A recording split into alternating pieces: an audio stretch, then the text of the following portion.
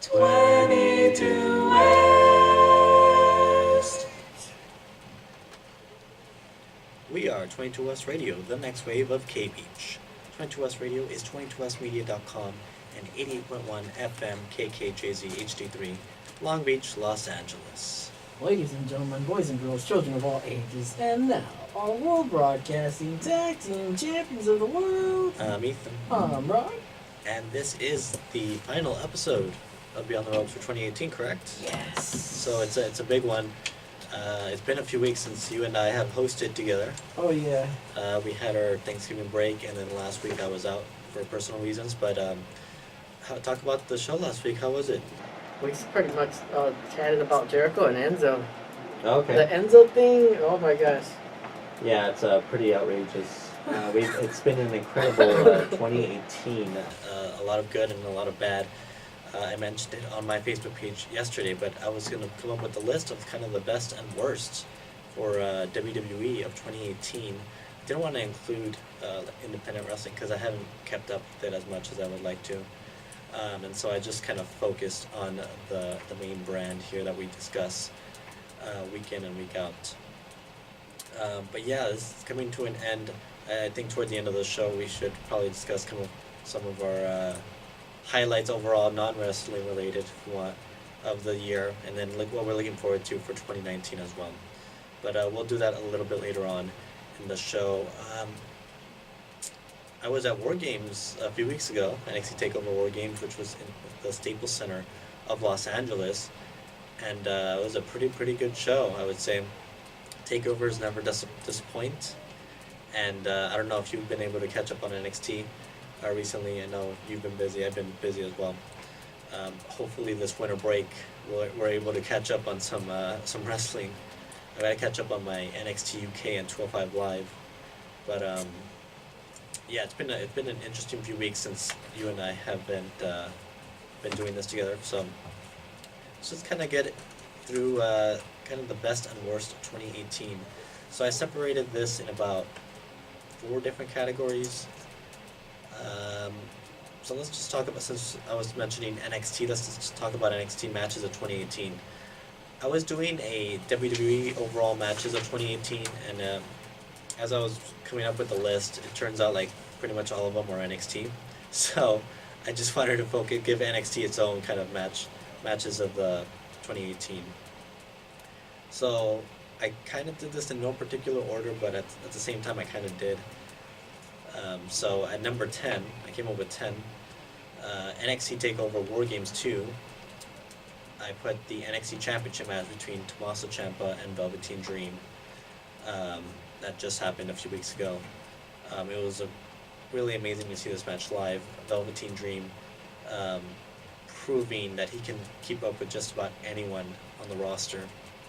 And he's only, 22, 23 years old, our age right now. So it's really impressive to see where he has kind of gone through the last year. And did you see what he was dressed as? He was paying homage to Hollywood Hulk Hogan in Hollywood. So he was dressed as the Hollywood Hulk Hogan NWO version of the Hulkster. Oh. Yeah, it was pretty funny.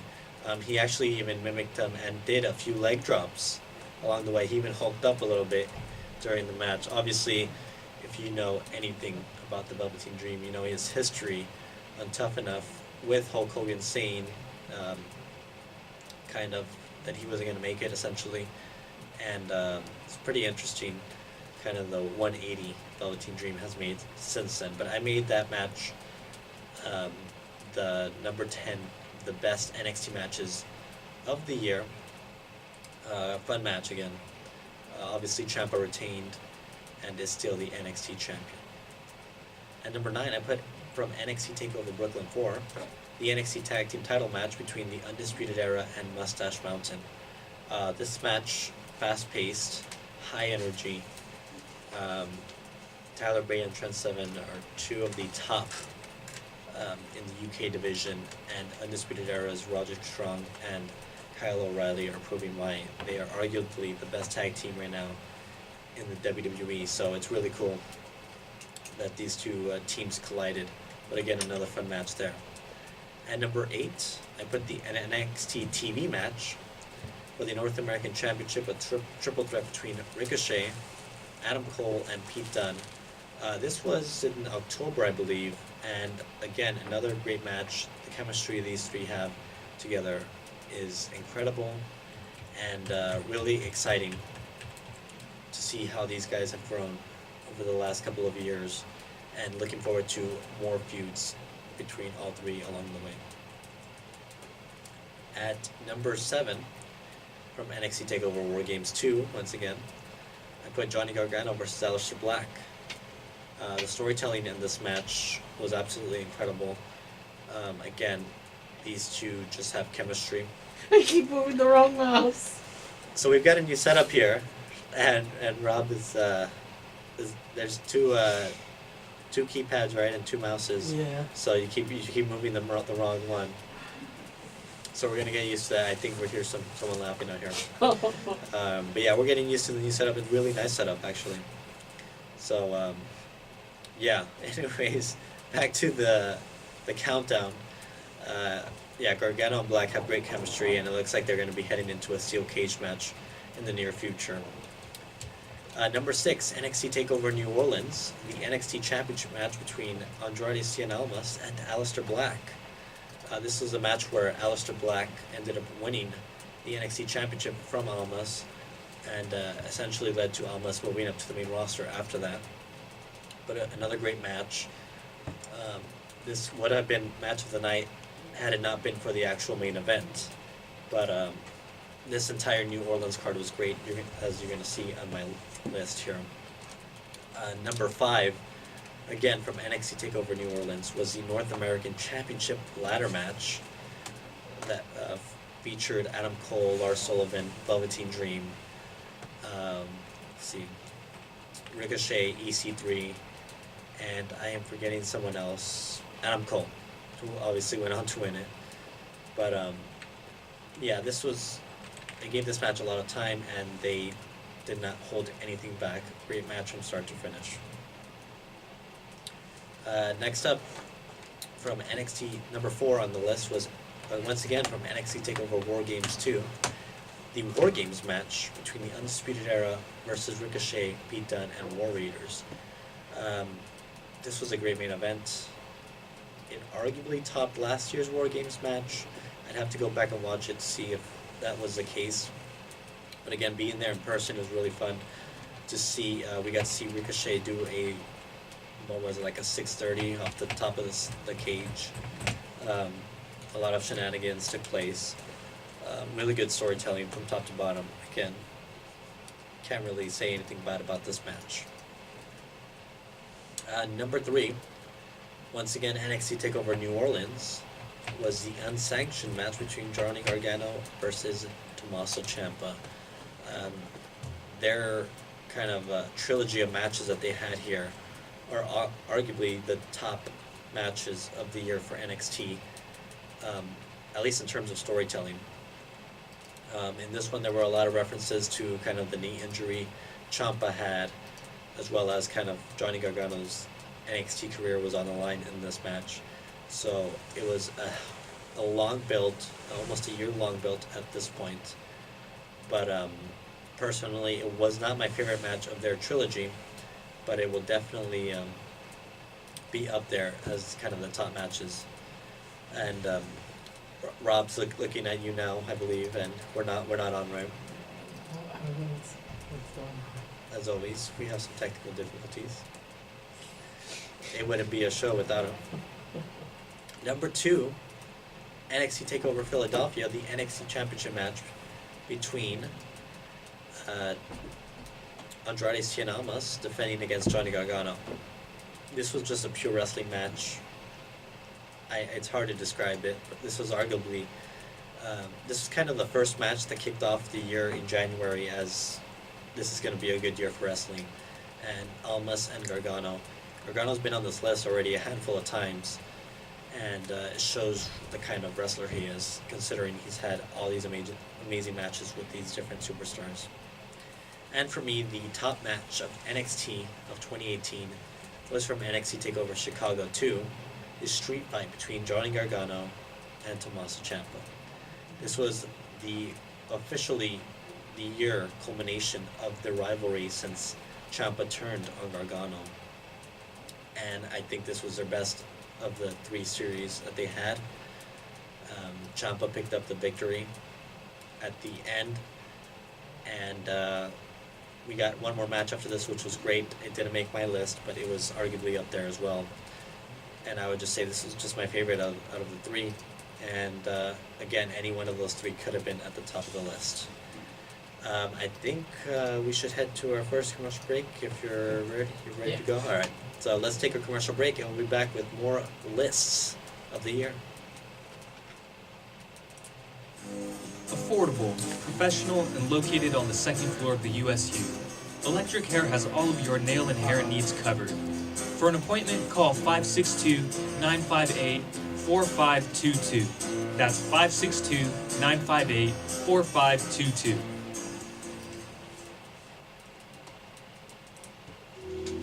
The University Honors Program at Cal State Long Beach is committed to providing an academically enriched, community-minded, and culturally diverse environment for talented and high-achieving students. Benefits include scholarship opportunities, priority registration, personalized advising, smaller class sizes, and graduate school level preparation. The application for the spring 2019 semester opens November 15th, and the deadline to apply is December 15th. For more information, please visit our website at csuob.edu/honors.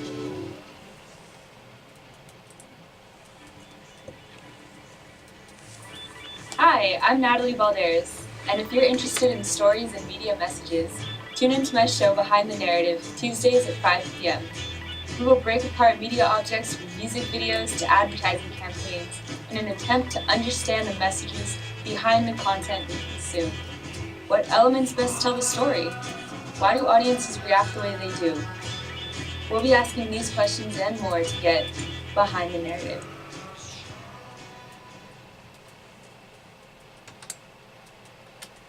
And we're back with the final episode of Beyond the Ropes 2018. Once again, I'm Ethan. I'm Ron. And you can always give us a like on Facebook, facebook.com/Beyond the Ropes, where we post our fantasy bookings, predictions, and additional content, including our episodes here, as Rob records video footage of each episode every single week. So we gotta make sure we'll figure out when will be the new time frame, because what's the last one for at least the fall semester, since next week's finals. Mm-hmm. But yeah, we'll figure it out. Yeah, we're gonna get a new... operate in like winter, or what's going on?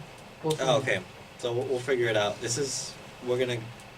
guess this is the last episode for, I'm gonna call it the season, as we've been calling it, and then we'll figure out what we're doing moving forward. But yeah, for this, I guess I'm assuming it's this year too, right? Or I haven't even we'll figure it out. Finals has me all confused. We'll figure it out. But yeah, youtube.com/Rob Flores Media, correct? Yeah. That's where you can find all episodes there. And once again, let's go through our list of stuff. We're gonna end the show a little bit early this time around, but let's try and get through everything.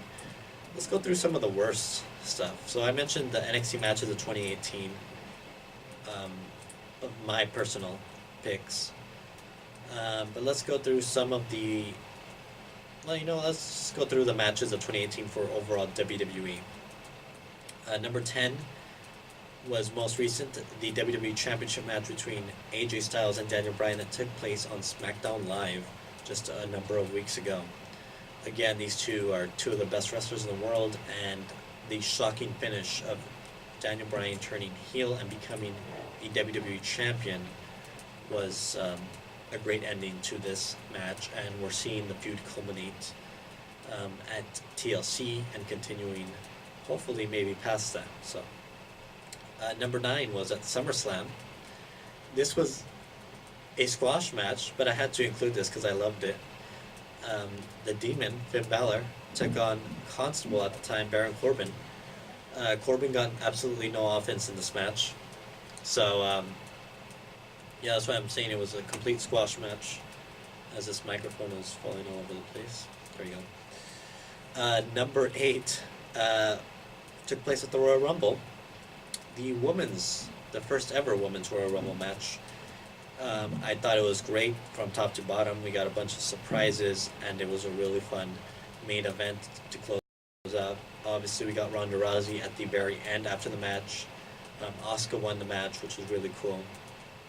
But yeah, it's a Royal Rumble. You can't go wrong with the Rumble. Number 7, the WWE Mae Young Classic between Meiko Satomura versus Mercedes Martinez. Two wrestlers who are not signed with WWE but have a great independent wrestling background. Meiko Satomura, who's been doing this for 20 plus years, is fantastic in the ring. I've been saying her praises on this show for a while, but it's absolutely phenomenal what she can do, especially being a little bit older than some of the other competitors in this tournament. Number 6 comes from 205 Live, Buddy Murphy versus Mustafa Ali. Now these two guys have had a series of matches over the course of the last year, so I didn't really pick one particular one. I will say the one that does stick out was, I think, a Falls Count Anywhere or a street fight that they had a few months ago. But yeah, these guys have great matches. Obviously their one at Survivor Series was really well done as well, but these two guys have great chemistry. Number 5 comes from SmackDown, the SmackDown Tag Team title match in a Sin City street fight between the Usos taking on the New Day. And I believe the New Day won the tag team titles here. This was just all out chaos. The New Day and Usos have great chemistry. These guys have been feuding for well over a year, and this was a phenomenal match. And we're going to get another triple threat match between those two teams and The Bar at TLC, which should be another great match. Number 4 comes from WrestleMania, a mixed tag team match between Kurt Angle and Ronda Rousey versus Triple H and Stephanie McMahon. This was arguably the match of the night. I think Asuka and Charlotte had a great match, but this one kind of kept everyone on their toes. You got to see the debut of Ronda Rousey, and kind of for her first match, she looked great. Everyone did a great job in this match, and again, it got the crowd really hyped. Number 3 comes from Backlash for the Intercontinental Championship, Seth Rollins versus The Miz.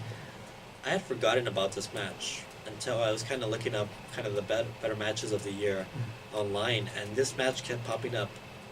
And I saw kind of a clip show, and I remember that this was actually a really good match. This was when Miz was traded to SmackDown, and so if he won the IC title, he would have taken it to SmackDown.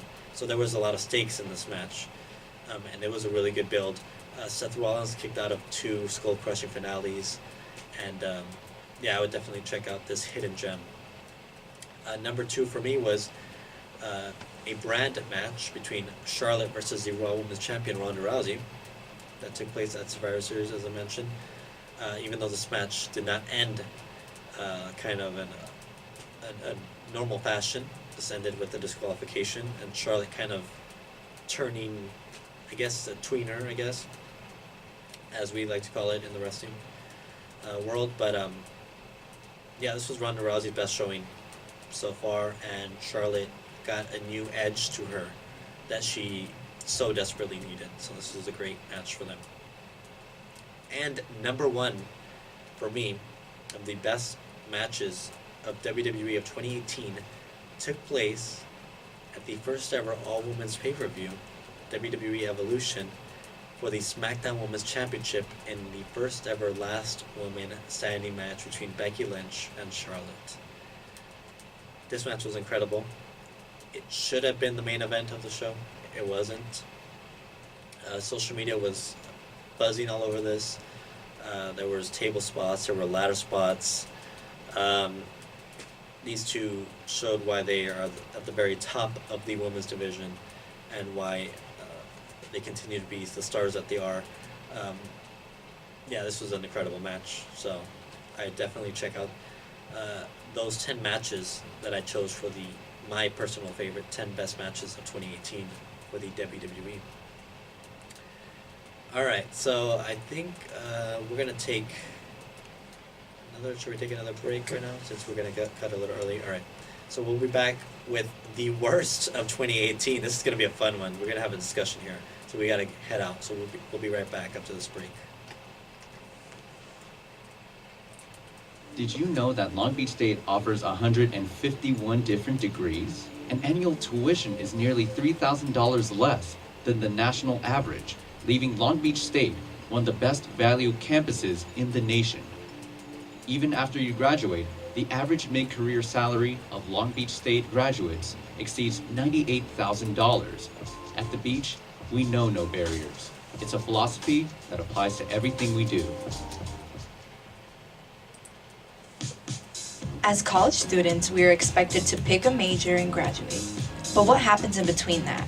When do we make time to think about our career interests, our professional development, or getting work experience in a desired industry? It's never too early to start thinking long-term.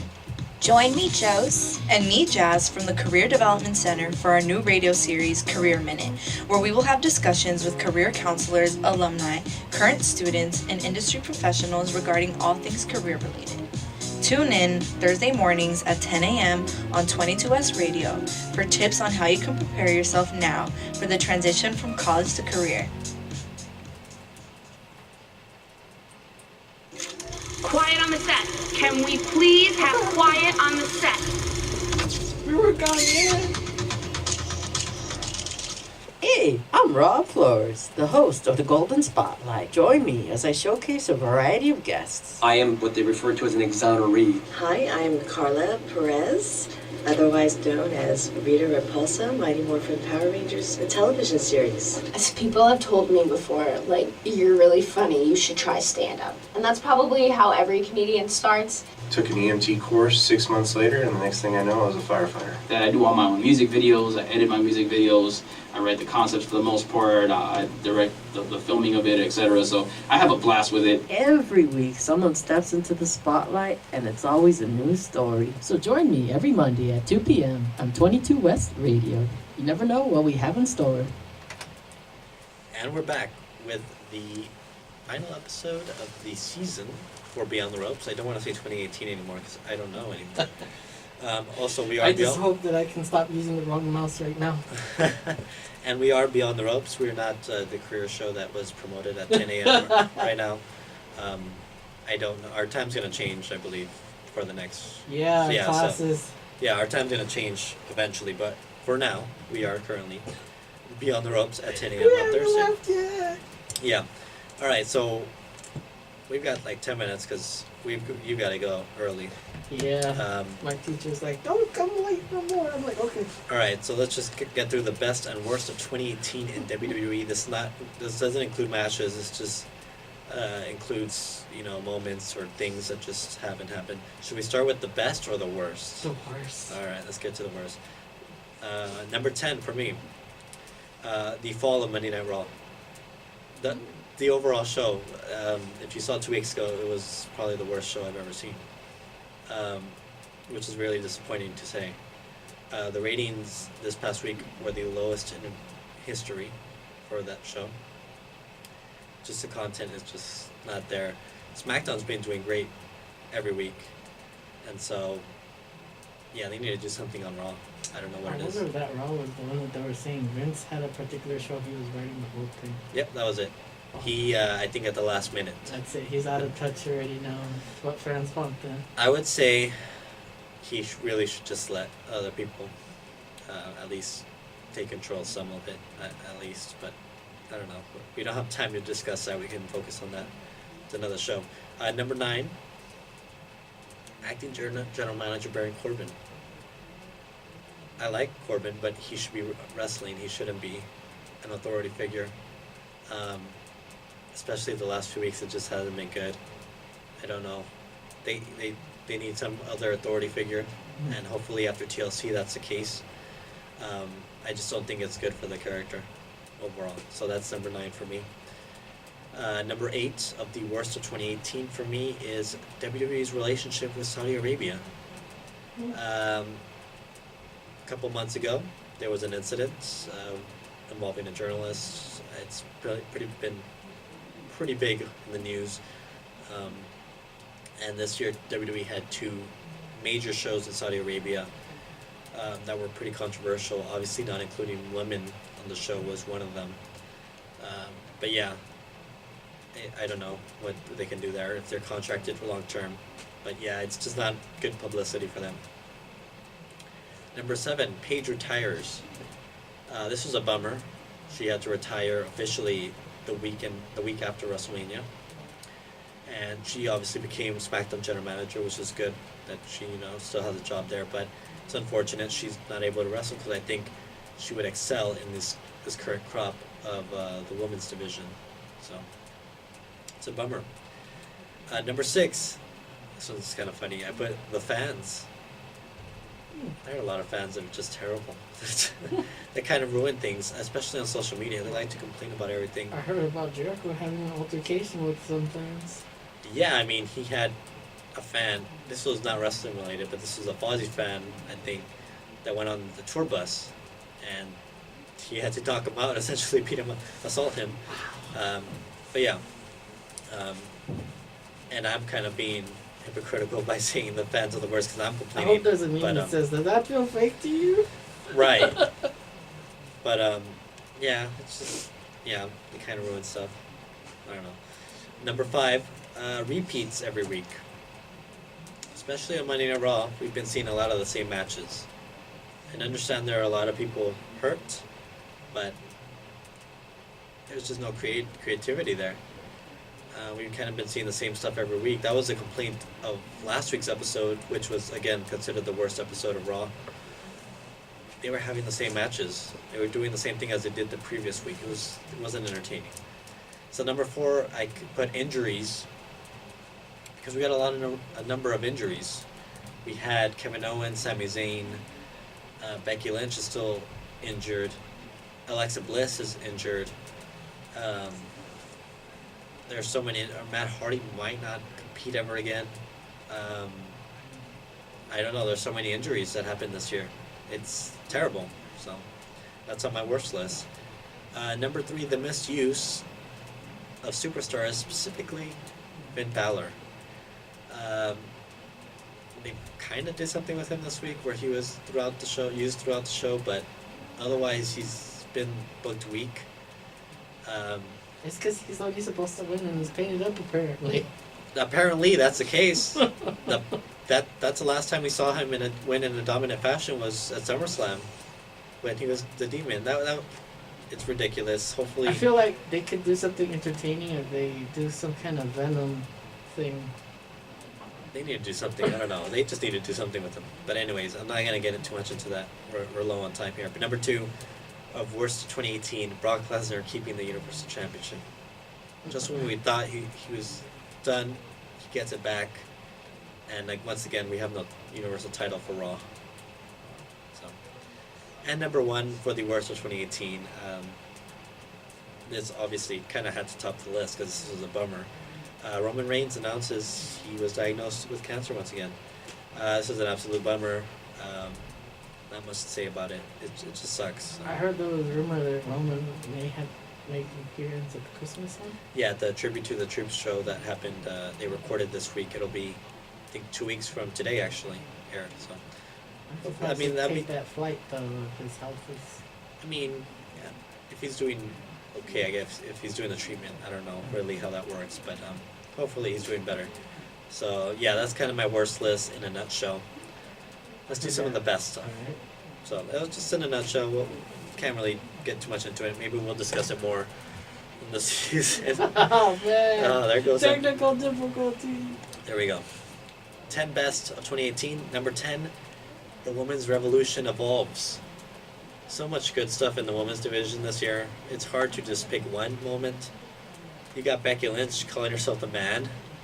You've got Dakota Kai calling herself the Kingslayer. Seth Rollins is losing all his names. But I thought Seth had that name. Well, she beat him in a video game, so she's now the Kingslayer. Oh. Okay. So yeah, poor Seth Rollins just losing all his names. But the Women's Revolution been kicking it on high gear. They got their first Royal Rumble, Elimination Chamber, the first pay-per-view. First Last Woman Standing, first TLC match happening in a few weeks. It's just been great. I heard the original Green Power Ranger was there. He could have taken a picture with Seth. Be like, hey, Seth, I heard you used to wear Power Ranger outfits in the ring. Oh my god. Number 9, the 205 Live Revival. Triple H took over early this year, and it's been great. They've had phenomenal matches. I'm a couple of months behind, but I hear it's still great. So, looking forward to catching up on that this holiday break. Number 8, the Rise of Elias. He's been the entertaining part of Monday Night Raw all year. Honestly, he's been the one constant that has made Raw enjoyable. And he recently turned face, and he's been doing great as a face. So there we go. Number 7, Seth Rollins. Arguably the guy that's been having the matches week in and week out on regular WWE TV all year long has been Seth Rollins. He's kind of been carrying Monday Night Raw. He's been doing a great job. Countless matches with Ziggler and McIntyre and anyone else. I mean, that's kind of who he's been feuding with the majority of the time. And now with Dean, he's kind of been the highlight for Raw. Number 6, the highlight for SmackDown has been AJ Styles, and he's been champion for a majority of 2018 before losing it last month. But again, I'm grabbing the wrong mic again. Yeah, not yet. But yeah, AJ's been doing such a fantastic job on SmackDown. Number 5, NXT UK. Not necessarily the brand itself, but the overall competitors and roster. Pete Dunne is currently the longest reigning champion in WWE overall, and everyone's been doing a fantastic job. He's been dominating in NXT. Mustache Mountain has been appearing in NXT. These NXT UK guys have just been signed to a permanent deal with WWE. Excuse me. It's been great. Number 4, NXT TakeOver New Orleans. That show was just 10 times better than WrestleMania, and arguably the show of the year, one of the shows of the year. And yeah, it was great pay-per-view. So I just put it as the top, the best of 2018. Number 3, WWE Evolution. Once again, that pay-per-view was fantastic. Can't say enough good things about it. So that's on the top of the list there. Number 2, the surprise heel turns. We got a number of surprise heel turns this year from Daniel Bryan, Dean Ambrose, Randy Orton. Big Nia Jax could be considered a heel turn. Yeah, that was definite surprise. Becky Lynch started out as a heel when she turned, so that was a surprise heel turn. So we got a number of surprise heel turns. Johnny Gargano was kind of a surprise in NXT. We got a number of surprises, and those were definitely some of the highlights of the year. And number 1 for me for the best of 2018, NXT, period. Just Tommaso Ciampa, Undisputed Era, Velveteen Dream, Aleister Black, Johnny Gargano, all amazing. Storytelling, the matches, promos, the women's division's great. I don't know, I can't say enough good things about it. But that's my best 2018 list. We're going to get going, right? So I was going to get into some more predictions for 2019. I guess we're going to save that for maybe the next show. We'll wait until our Season 5 premiere, I guess we'll call it. But until next time, thank everyone for joining us this season and possibly this year for Beyond the Ropes. Once again, I'm Ethan. You can give us a like on Facebook, facebook.com/Beyond the Ropes, where you'll find our new time. We're going to be on a new time and possibly a new date as well, new day of the week. The fantasy bookings. As well as the fantasy bookings, which we'll discuss on our first episode back. You can thank Ethan for making his senior a janitor. I haven't even read your bookings yet, but I'll catch up on that. Until next time, until our Season 5 premiere, thank you for tuning in, and this season and year has been too sweet. Happy holidays.